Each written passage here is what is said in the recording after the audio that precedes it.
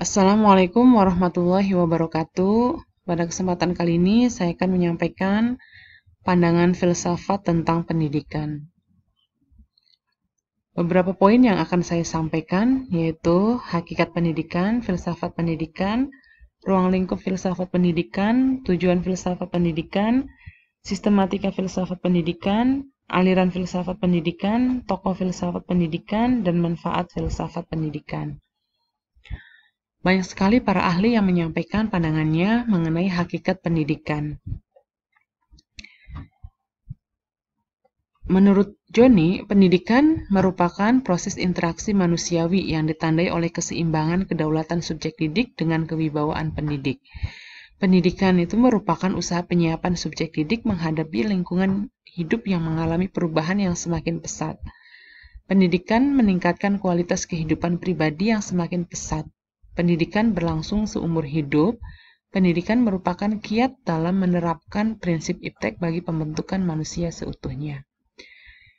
Selanjutnya, menurut Ki Hajar Dewantara, bahwa pendidikan ialah proses penanggulangan masalah-masalah, serta penemuan dan peningkatan kualitas hidup pribadi serta masyarakat yang berlangsung seumur hidup. Pada tingkat permulaan, pendidikan itu lebih menentukan dan mencampuri pendidikan peserta didiknya. Namun setelah itu, pendidik hanya sebagai pengasuh yang mendorong, membimbing, memberi teladan, menuntun, serta menyediakan dan mengatur kondisi untuk membelajarkan peserta didik sehingga dapat menghasilkan peserta didik yang mampu memperbaharui diri secara terus-menerus dan aktif menghadapi lingkungan hidupnya. Nah, semua itu terlihat dalam semboyan yang dikemukakan oleh Ki Hajar Dewantara, yaitu Ingarso Sung Tulodo, Ing Madya Mangun Karso, dan Tuturi Handayani. Selanjutnya, pendidikan menurut Plato ialah membantu perkembangan masing-masing dari jasmani dan akal dengan sesuatu yang memungkinkan tercapainya kesempurnaan. Sedangkan menurut Aristoteles menyatakan bahwa pendidikan itu ialah menyiapkan akal untuk pengajaran. Sedangkan menurut John Dewey bahwa pendidikan adalah membentuk manusia baru melalui perantaraan karakter dan fitrah, serta dengan mencontoh peninggalan-peninggalan. Kemudian, dalam Undang-Undang Sistiknas, Pasal 1 Ayat 1 Nomor 20 Tahun 2003, pendidikan adalah usaha sadar dan terencana untuk mewujudkan suasana dan proses pembelajaran agar peserta didik secara aktif mengembangkan potensi dirinya untuk memiliki kekuatan spiritual keagamaan, pengendalian diri, kepribadian, kecerdasan, akhlak mulia, serta keterampilan yang diperlukan dirinya, masyarakat, bangsa, dan negara. Selanjutnya, Pasal 3 Undang-Undang Nomor 20 Tahun 2003, bahwa pendidikan nasional berfungsi mengembangkan kemampuan dan membentuk watak serta peradaban bangsa yang bermartabat dalam rangka mencerdaskan kehidupan bangsa. Selanjutnya yaitu pengertian filsafat pendidikan. Filsafat pendidikan dapat dimengerti sebagai kajian filosofis tentang asumsi-asumsi dasar, konsep, prinsip-prinsip, hingga kategori di dalam penyelenggaraan pendidikan. Pendidikan dilihat bukan sekadar sebagai konsep a priori, tetapi sebagai langkah-langkah a posteriori yang melibatkan fakta-fakta empiris. Karena itu, filsafat pendidikan adalah sebuah upaya pemeriksaan yang menyeluruh terhadap hal-hal utama di dalam pendidikan. Jadi, pendidikan dalam pandangan filosofis yaitu suatu sistem yang dalam pelaksanaannya perlu mengembangkan filsafat sebagai acuan dalam penyelenggaraan pendidikan. Filsafat tersebut digunakan sebagai nilai-nilai dan keyakinan-keyakinan filsafat yang menjiwai, mendasari, dan memberikan identitas atau karakteristik suatu sistem pendidikan. Selanjutnya yaitu ruang lingkup filsafat pendidikan. Yang pertama yaitu merumuskan secara tegas sifat hakiki pendidikan. Yang kedua, merumuskan hakikat manusia sebagai subjek dan objek pendidikan.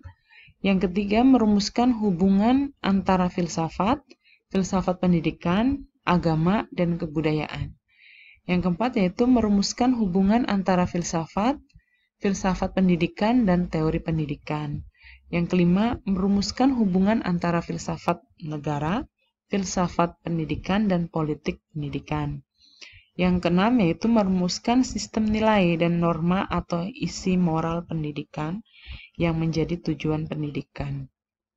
Itu ruang lingkup dari filsafat pendidikan.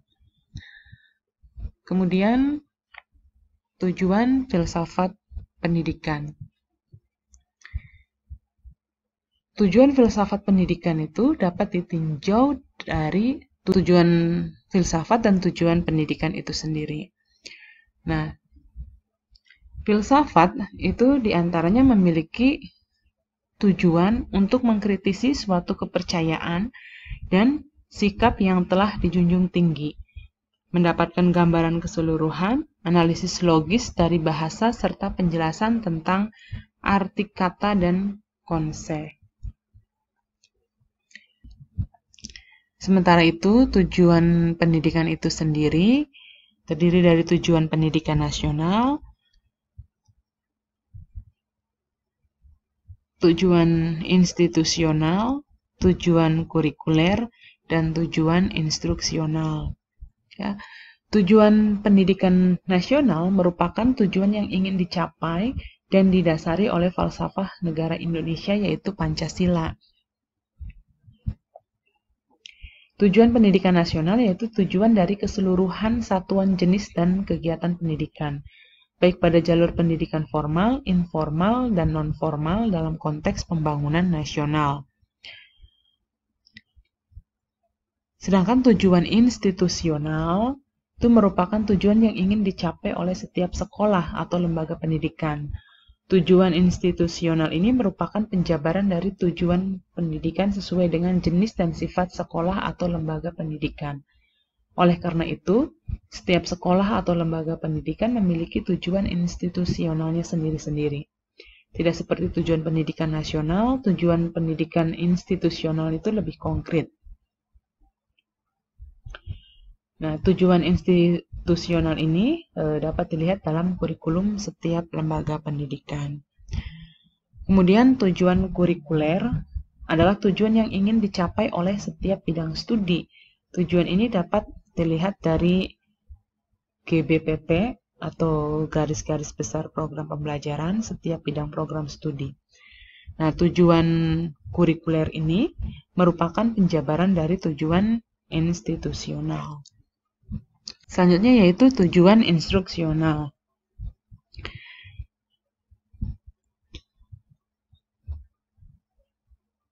Tujuan instruksional adalah tujuan yang ingin dicapai dari setiap kegiatan pembelajaran. Tujuan instruksional dibagi menjadi dua, yaitu tujuan instruksional umum dan tujuan instruksional khusus. Tujuan instruksional umum itu sifatnya masih umum dan belum menggambarkan tingkah laku yang lebih spesifik. Sedangkan tujuan instruksional khusus merupakan penjabaran dari tujuan instruksional umum yang dirumuskan oleh guru agar tujuan instruksional umum tersebut dapat lebih dispesifikkan dan mudah diukur tingkat ketercapaiannya.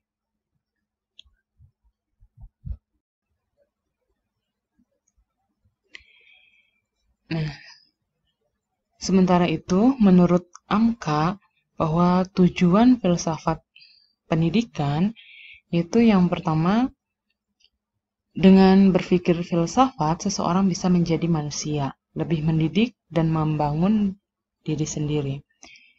Kemudian yang kedua yaitu seseorang dapat menjadi orang yang dapat berpikir sendiri. Kemudian yang ketiga, tujuan filsafat pendidikan itu memberikan dasar-dasar pengetahuan, memberikan pandangan yang sintesis pula, sehingga seluruh pengetahuan merupakan satu kesatuan. Kemudian, tujuan filsafat pendidikan yang keempat yaitu hidup seseorang dipimpin oleh pengetahuan yang dimiliki oleh seorang tersebut. Oleh sebab itu, mengetahui pengetahuan terdasar berarti mengetahui dasar-dasar hidup itu sendiri. Selanjutnya yaitu tujuan filsafat pendidikan bagi seorang pendidik. Filsafat mempunyai kepentingan istimewa karena filsafatlah yang memberikan dasar-dasar dari ilmu-ilmu pengetahuan lainnya yang mengenai manusia, seperti misalnya ilmu mendidik. Kemudian selanjutnya yaitu sistematika filsafat pendidikan. Nah, filsafat itu membentuk dan memberikan asumsi-asumsi dasar bagi setiap ilmu pengetahuan, tidak terkecuali pendidikan. Ketika filsafat mengkaji permasalahan pendidikan, maka terciptalah cabang filsafat pendidikan. Nah, lalu apa saja yang menjadi landasan atau membentuk sistematika filsafat pendidikan? Nah, itu terdapat 3 landasan yang membentuk filsafat pendidikan, yaitu landasan ontologis, landasan epistemologis, dan landasan aksiologis. Ya. Yang pertama yaitu landasan ontologi pendidikan.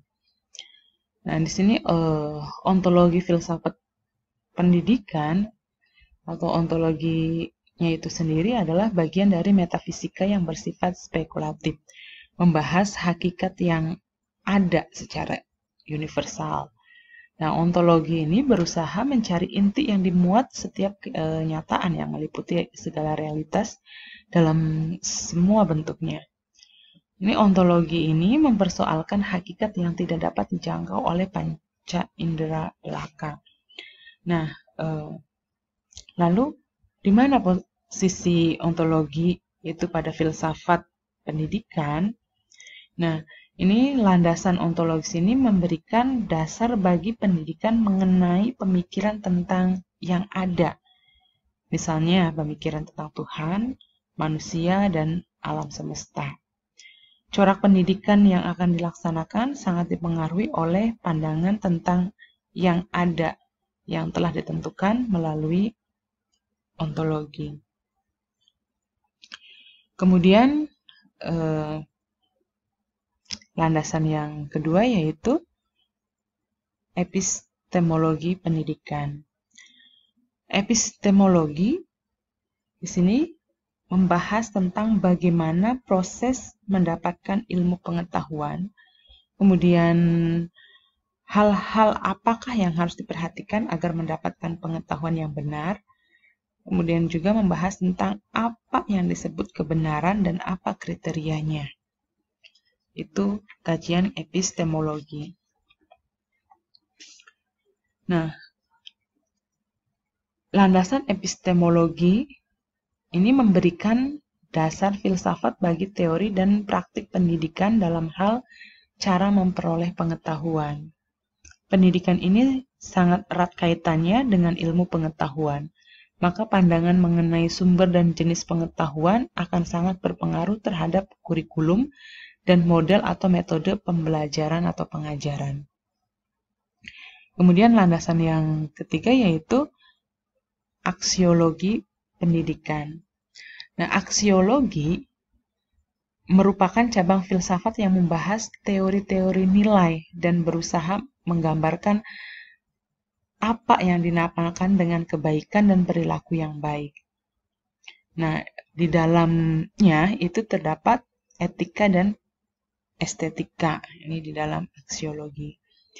Nah, dalam ranah pendidikan, ini landasan aksiologis ini memberikan dasar-dasar filsafat dalam hal nilai dan moral yang melandasi teori pendidikan dan menjadi acuan dalam praktik pendidikan.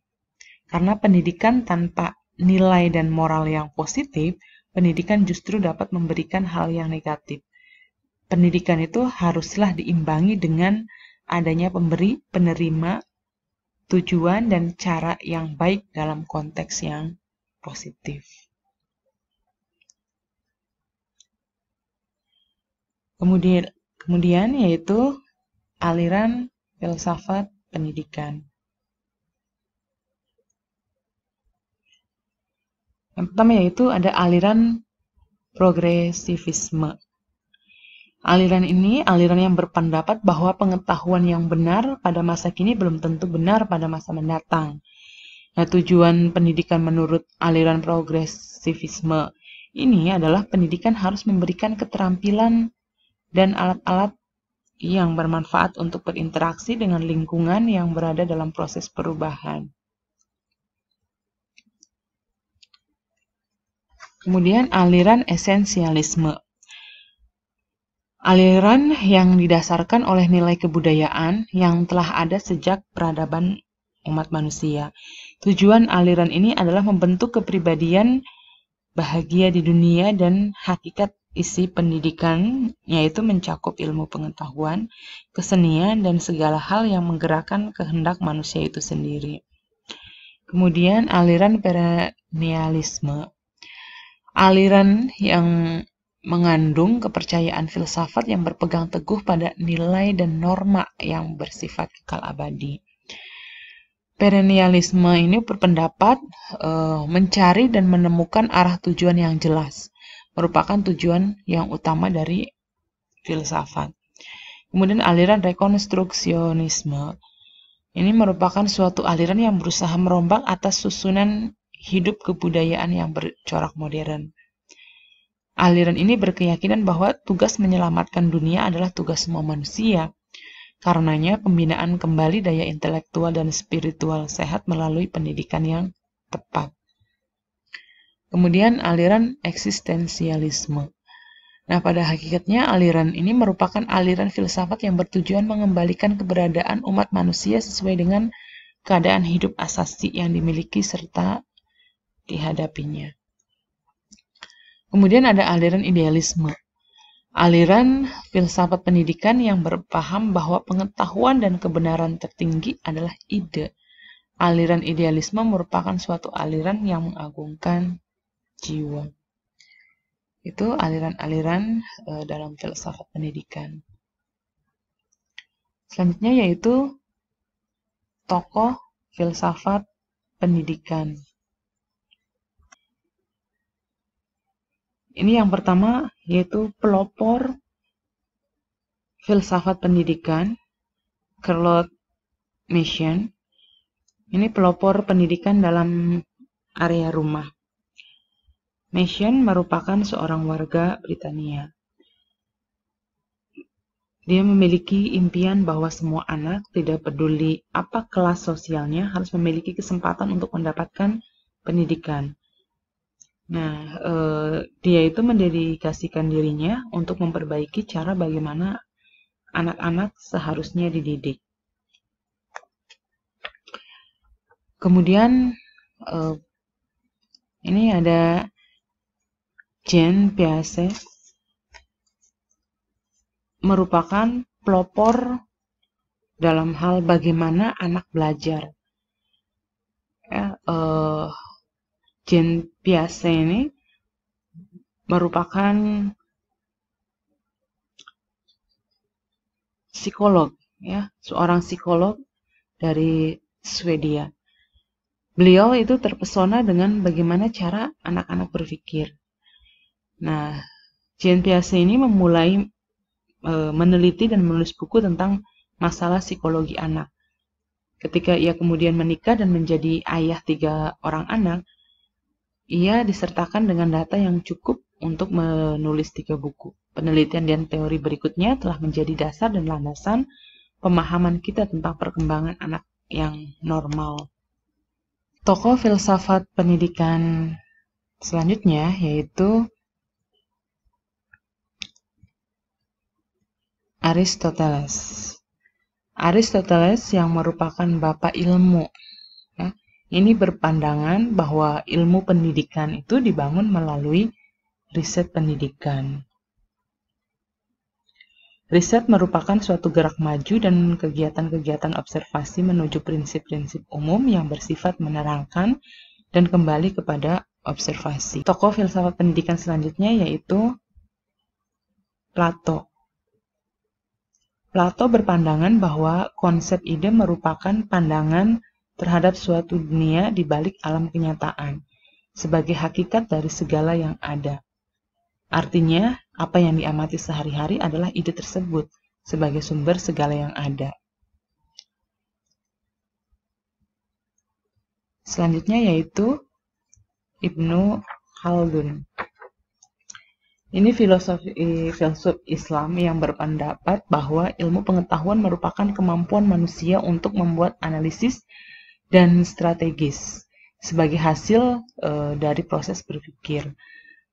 Pendidikan itu merupakan transformasi nilai-nilai yang diperoleh dari pengalaman untuk mempertahankan eksistensi manusia dalam peradaban manusia, ya, atau dalam peradaban masyarakat. Pendidikan juga merupakan upaya melestarikan dan mewariskan nilai-nilai yang ada dalam masyarakat agar masyarakat tersebut bisa tetap eksis. Tuh. Kemudian Muhammad Iqbal, ini filsuf Islam dari India. Berpandangan bahwa pendidikan itu merupakan bagian yang tidak dapat dipisahkan dari peradaban manusia. Bahkan pendidikan merupakan substansi dari peradaban manusia. Nah, ini pendidikan yang ideal adalah pendidikan yang mampu memadukan dualisme antara aspek keduniaan dan aspek keakhiratan secara sama dan seimbang. Itu menurut Muhammad Iqbal. Selanjutnya Hasan Khairullah. Ini filsuf dari Mesir mengemukakan bahwa pendidikan bertujuan mendidik akal dan jiwa serta mengembangkannya hingga batas-batas yang memungkinkan anak didik mencapai kebahagiaan hidup di dunia dan akhirat. Proses pendidikan dapat membentuk kepribadian muslim yang seimbang. Pendidikan tidak hanya mengembangkan aspek kognitif atau aspek akal saja, tetapi perlu menyelaraskan dengan aspek afektif moral dan psikomotorik keterampilan. Kemudian Johann Amos Comenius ini adalah filsuf pertama yang memperhatikan dan memberikan konsistensi terhadap orientasi pemikiran filsafat pendidikan. Ya, bahwa menurut Comenius ini, ia berpandangan bahwa manusia itu diciptakan oleh Tuhan dan untuk Tuhan. Manusia diciptakan dan ditempatkan di atas semua makhluk karena kemampuannya dalam berpikir. Pendapat dari Comenius ini berimplikasi pada pelaksanaan pendidikan dengan keharusan tidak merusak alam dan meniru perkembangan alam. Artinya proses pendidikan itu tidak dilakukan secara tergesa-gesa, melainkan dilakukan secara terencana dan bertahap sesuai dengan tahapan perkembangan fisik dan psikis peserta didik. Selanjutnya yaitu Ahmad Dahlan. Ahmad Dahlan adalah tokoh pendiri Muhammadiyah yang berpandangan bahwa pendidikan bertujuan menciptakan manusia yang pertama yaitu yang baik budi, yaitu alim dalam agama. Kemudian yang kedua yaitu luas pandangan, yaitu dalam ilmu umum. Yang ketiga bersedia berjuang untuk kemajuan masyarakat. Nah, itu merupakan tokoh-tokoh dari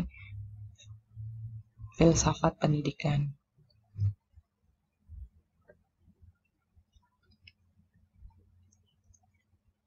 Selanjutnya yaitu manfaat kita mempelajari dari filsafat. Ya, menurut Amka ini bahwa manfaat mempelajari filsafat yang pertama yaitu untuk menolong dan mendidik, kemudian Filsafat juga memberikan kebiasaan dan kepandaian untuk melihat dan memecahkan persoalan dalam kehidupan sehari-hari. Kemudian filsafat juga memberikan pandangan yang luas. Kemudian filsafat itu merupakan latihan untuk berpikir sendiri, dan filsafat itu memberikan dasar-dasar baik untuk hidup kita sendiri, terutama dalam etika, maupun untuk ilmu-ilmu pengetahuan lainnya seperti sosiologi, ilmu jiwa, ilmu mendidik, dan sebagainya. Ya, mungkin itu saja yang dapat saya sampaikan. Kurang lebihnya mohon maaf. Wassalamualaikum warahmatullahi wabarakatuh.